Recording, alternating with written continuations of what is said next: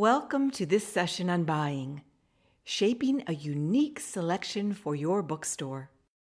In this session, you'll learn the art of buying, where to learn about new books, what you can do to create wonderful in-store surprises for your customers, and how all of this helps you create a customer experience that is memorable and far beyond any online shopping experience. You'll also learn the science of buying, what terms and profit margins you need to build a sustainable business, how to decide where to order through wholesalers and publishers, and how to price non-book items you add to your inventory. First, how do you find out about new books? Each week there are thousands of new books released. Where do you find this information so you can order books before the authors go out on the media circuit? When customers come calling, you want to have the books they want on your shelves. It's easy to feel overwhelmed by the volume of books published.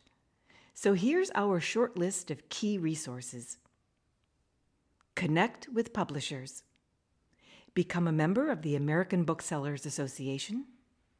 Review book industry publications, and use Ingram's iPage. Open accounts with the major publishers.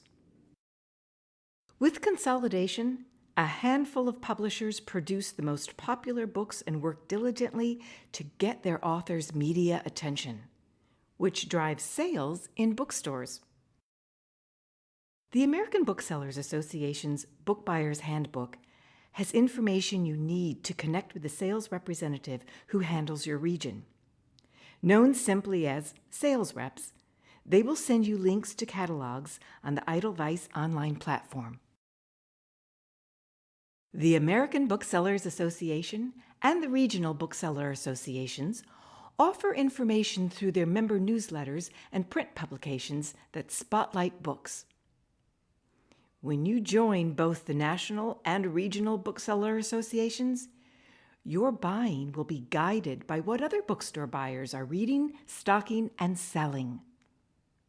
At regional meetings and conventions, you'll meet small publishers in your area.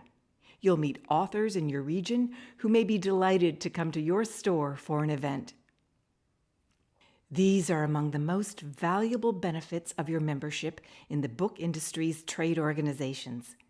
It's where we connect, learn, and discover books that help us curate a special selection. And daily, you'll find new book and author information in book industry publications like Shelf Awareness and Publishers Weekly. What's helpful is to know what authors and books will be in the news so we have the lead time to get the books in stock. Read the book industry publications daily, and you'll stay abreast of the new titles getting major press. Follow book bloggers. While there are many resources for book and author information, the good news is books and reading are alive. In the session on developing your opening inventory, you learned about Ingram's iPage, a tremendous tool for tapping into the millions and millions of books that are currently in print and available, out of stock or recently declared out of print, and forthcoming books. Ingram is a major source for information about books, so use iPage and navigate it to see why booksellers use this as their go-to source to look up specific titles and find a host of bestseller lists, consult lists of books that have won awards, browse books by subject category, get details about forthcoming books, and more, just through Ingram's iPage. All of the resources we've listed so far are within the book industry. Yet there are many authors who publish on their own. It's easy to do so, and while many self-published authors find themselves drowned out by the major publishers, Some have successfully marketed their works to gain national recognition. Self-published books can add interest to your selection, but handling one author with just one or a few books can be an administrative nightmare. Most booksellers will purchase books by small presses and self-published authors through Ingram, as long as the book is available with standard bookstore discounts and is returnable.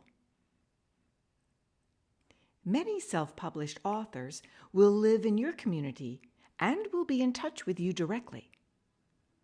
If you want to carry the book and even host an event, make arrangements to pay the author through a consignment arrangement or a direct purchase of the books. Consignment simply means you take the book into inventory and pay them when it sells. Most bookstores pay all consignment vendors on a quarterly schedule. So you can see there's a lot of information you'll take in from a variety of sources. At first, buying can be overwhelming, but once you begin meeting with your sales reps, you will learn about and order the new books with national exposure months in advance. The book industry is dynamic, and what's hot is constantly changing. While it is physically impossible for even the largest bookstore to have everything that's available in stock, your goal is to offer the best selection you can shape for your community. What's wonderful about being a bookstore buyer is selecting books to feature in your store and in your promotions. You'll find books that are perfect for your location and your community, books that add interesting elements to your selection, books that surprise and delight. This is the art of bookselling. The science of bookselling guides our decisions. Let's talk about the terms of sale bookstores need to stay in business and remain profitable. Margin is a retail term used to measure the difference between the retail price of an item and its cost. Let's say you have a children's book with a retail price of $10. You purchased the book for $6. Your margin, or the difference between the two, is $4 or 40%. 40% is the margin, the discount you receive from your vendor. In retail bookselling, our goal is to have an average margin of 45 to 50%. You may buy some items at 40% discount, and you'll look for opportunities to improve your margin, like the major publishers may offer special discounts on new books. Look for details in the catalog markups on Edelweiss. Publishers also will offer backlist specials. It's a perfect time to purchase books you know will sell at a higher margin. Trade show specials are commonplace. Look for special offers from publishers and gift vendors. Other strategies to improve your margin include carry gift and non-book merchandise that allows you to determine the retail price, maximizing your margin whenever possible. Create your own product. Book bags, t-shirts, and mugs are common, and you can stretch this strategy to include your own branded line of merchandise. Be sure to include setup fees and delivery costs when you determine your retail price. Publish your own books. Some booksellers enjoy an even greater margin by producing books about and for their own community. Buy bargain books where you have the flexibility to price the books yourself. Remainder dealers sell at cost, and booksellers determine the retail price. We've discussed margins. Now let's explain markup, another common retail term. You'll hear the term markup much more in the gift industry, where retailers buy at cost and determine their own retail price. In this example, Let's say we purchase pens for $5 each. It's a unique pen, not carried by any other store in your area, and you plan to merchandise them with a selection of beautiful journals.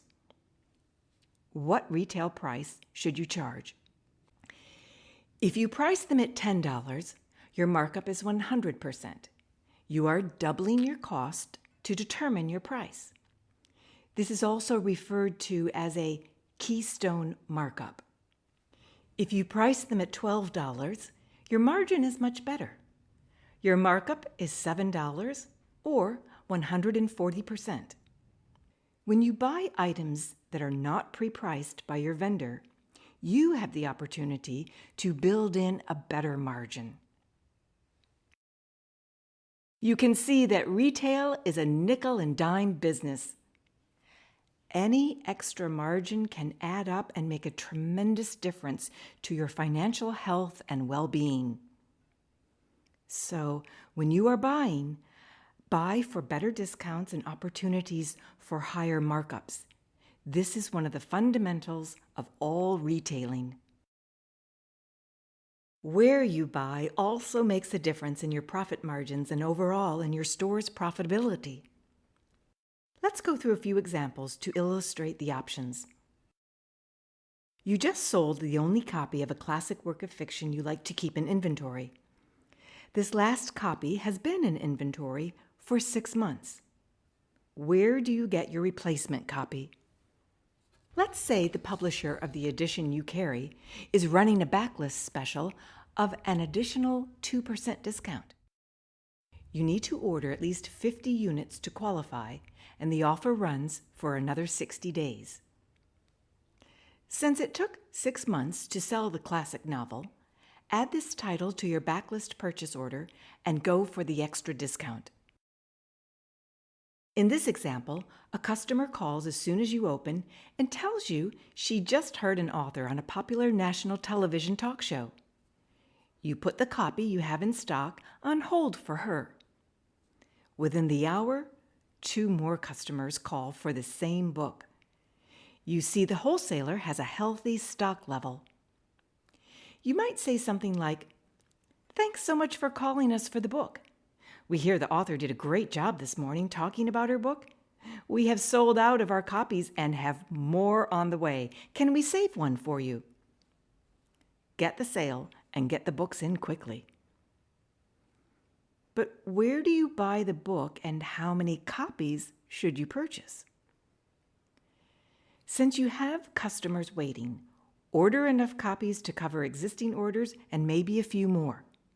Order from the vendor who will give you the quickest turnaround, in most cases, your wholesaler. Since you'll get a better discount from the publisher, you may also want to order additional copies direct. Here, you're ordering what you need immediately from the wholesaler and getting more from the publisher. Let's work through 2 more buying decisions. It's mid-February, and a book group leader lets you know what books she has selected for discussions in April, May, and June. She has 15 members in the group, and typically you will sell about 5 to 8 print copies. Where do you buy the books and how many? Since you have the lead time, order 8 to 10 copies directly from the publisher for the better margin. Order them now and put them on display. You'll inspire other readers and book group members who are looking for great discussable reads, increasing the number of books you will sell. In this last example, you get an order from your website for 25 copies of a technical manual. It was published by a specialty press for which you do not have an open account. It is available from the wholesaler, but the terms are net. There is no record of this person in your customer database. You send an email or call to make personal contact and verify this is a legitimate order. You get a follow-up email asking for your banking information so the deposit can be transferred to you. What do you do? Scams like this are common, so beware. Here are some red flags from this example. Net books means that there is no vendor discount. So you would need to determine the price you need for a reasonable margin, then explain the price to the customer. You may be able to get a better discount if you order direct from the publisher, but this will require time and energy. If you don't know the customer and they are not physically in the store, the chances of a scam are exponentially higher. Anyone you don't know who asks for banking information is trouble. Press delete and go about your day. So you see that you have options on where to buy books, and the key factor is how quickly you need them. When you have customers waiting, go for speed. When you have time, go for the better margin. You'll find on a daily basis you'll be making buying decisions title by title.